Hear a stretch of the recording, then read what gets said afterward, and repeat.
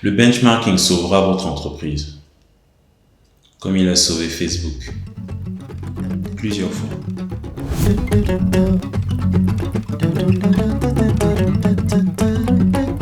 Le benchmarking, c'est une technique de marketing, de gestion qui consiste à étudier les modèles d'organisation, de gestion d'une autre entreprise et de s'en inspirer en somme. Cette technique a été utilisée pour la première fois en 1980 par une entreprise américaine dans le but d'optimiser sa gestion de stock. Et pour la petite histoire, Xerox, c'est la première entreprise à avoir conçu, c'est l'entreprise à avoir conçu le premier photocopieur, le Xerox Model A. Comment je fais pour implémenter le benchmarking dans mon entreprise au jour le jour ou bien pour mes clients? J'utilise la méthode au hasard, c'est-à-dire observer, analyser, s'inspirer, ajuster. Observer, c'est-à-dire regarder ce qui se passe chez l'autre. Soit parce qu'on a un problème qu'on essaye de résoudre, on veut comprendre comment les autres ont fait pour surmonter le problème ou bien comment ils le surmontent au jour le jour. Soit parce qu'on est juste dans une configuration de veille concurrentielle, veille technologique, etc. Analyser, c'est réussir à comprendre ce qui marche chez l'autre, quelles sont ses clés de réussite. S'inspirer, c'est décider de ce qu'il y a de meilleur chez l'autre, qu'on puisse implémenter, mais aussi vérifier l'applicabilité des clés de réussite de l'autre chez nous. Et enfin, ajuster, c'est appliquer toutes les inspirations précédentes, bien entendu. Bon, maintenant qu'on a situé le benchmarking et que vous avez un peu compris le concept, même si je sais que beaucoup d'entre vous le savez déjà, je vais aller à ce qui m'intéresse vraiment, en tout cas ce que je trouve vraiment excitant, et je crois que ce sera aussi excitant pour vous, c'est les cas d'espèce. Je sais que l'approche pédagogique voudrait qu'on commence par les bons exemples et qu'on termine par le mauvais, mais moi je vais faire l'inverse. J'aimerais marquer les esprits pour que vous ayez un exemple typique de ce qu'est un mauvais benchmarking. Lorsque Facebook s'est lancé, MySpace avait 300 millions d'utilisateurs actifs. Ça n'a pas empêché Facebook de tout manger.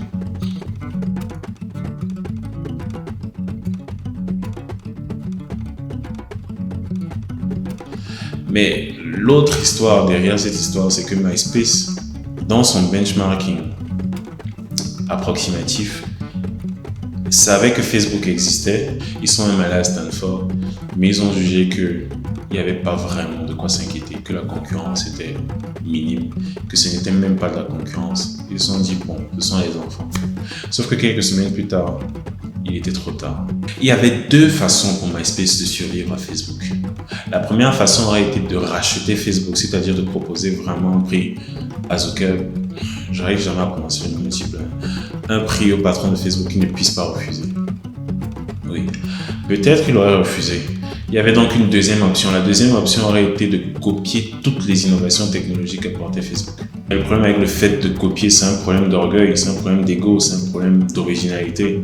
Ce qui m'amène à vous dire quelque chose qu'on ne vous a sûrement jamais dit, c'est que le pilier fondamental du benchmarking, c'est le respect.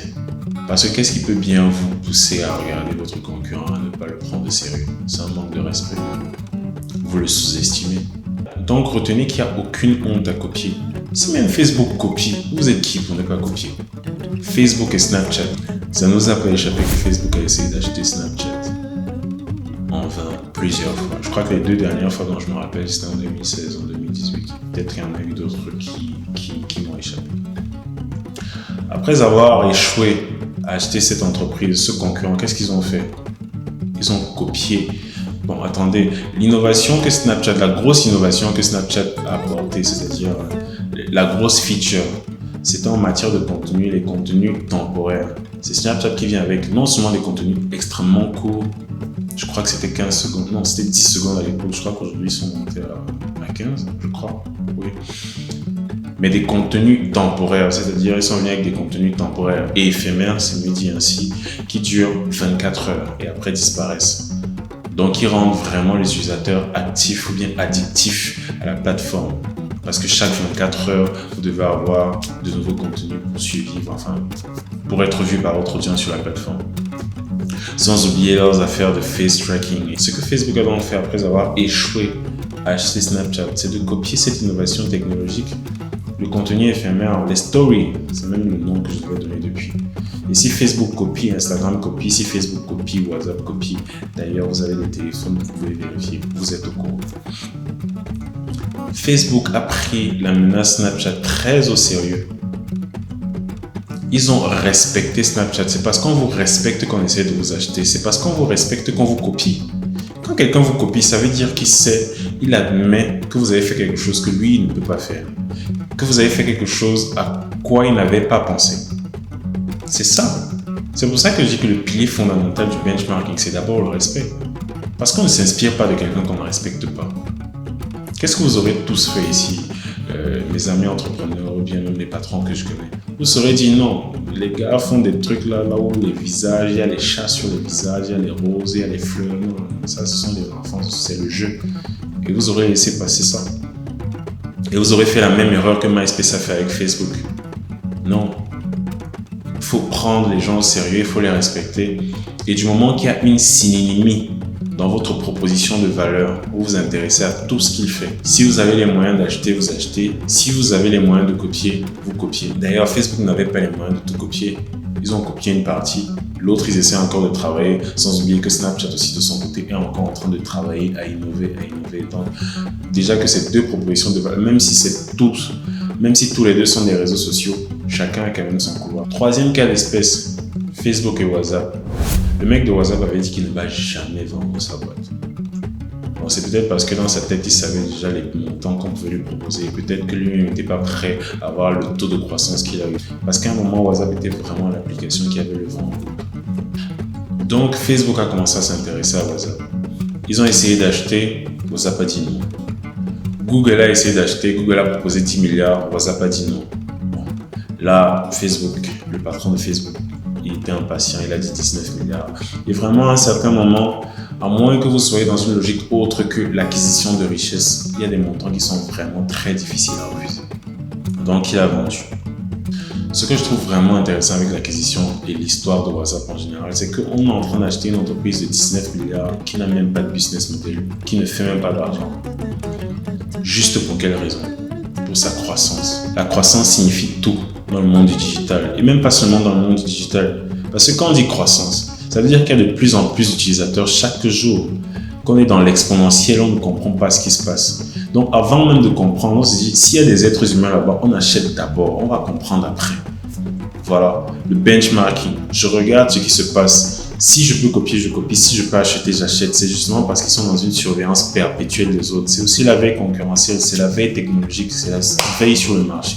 C'est important de prendre tous les acteurs au sérieux. Même quand ils sont les derniers à être venus, même quand ils sont les nouveaux venus, même quand ils sont les derniers sur le marché, même quand ils sont des nains face à vous. Le dernier exemple, c'est aussi le plus récent, c'est Instagram et TikTok. Ou Instagram contre TikTok. TikTok, le dernier trimestre, c'est 800 millions de nouveaux utilisateurs. C'est vraiment l'application qui casse tout en ce moment. C'est le réseau social qui ravage tout. Et je suis un peu content parce que, pas que je déteste les Américains, mais je suis quand même fier qu'il y ait une application qui vient d'un autre pays qui essaye vraiment de bouleverser un peu la hiérarchie qu'il y a. Parce que quand on regarde les GAFAM, tous les GAFAM, bon, ce sont les Américains, il ne faut pas se mentir. Donc pour une fois, on a un acteur qui vient de Chine et qui vient tout bouleverser. TikTok, c'est axé, centré sur la vidéo créative et ils sont vraiment en train de tout ravager. Donc Instagram, à un moment, c'est juste dit, il faut que je réagisse. Qu'est-ce qu'ils ont fait? Ils n'ont même pas essayé d'acheter, à ce que je sache. Mais si je me trompe, mettez-moi ça en commentaire. Mais je ne crois pas qu'ils ont essayé d'acheter.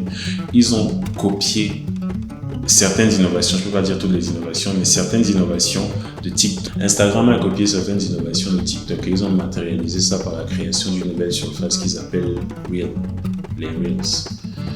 Leur but est de diminuer l'attractivité de TikTok pour leurs utilisateurs ou même de diminuer l'attractivité de TikTok pour l'utilisateur lambda du web. Les Reels ont été créés en 2020 pour essayer de contrer TikTok. Essayer. Mais les Reels ne sont pas un échec. C'était la façon d'Instagram de vraiment réagir à la montée de TikTok.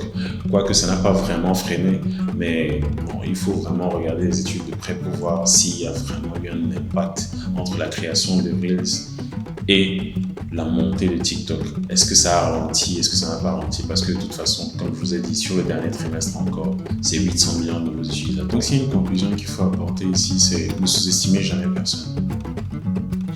Ne sous-estimez pas l'avantage qu'a le dernier à arriver sur le marché. Et quitte à choisir entre le chiffre d'affaires ou le business model et la croissance, faites plus attention à la croissance. Si vous avez besoin d'implémenter ou de développer une solution efficace de benchmarking dans votre entreprise, votre agence de com Boamai est là pour vous. Donc n'hésitez pas à nous écrire, n'hésitez pas à nous appeler ou même à visiter notre site internet Boamai.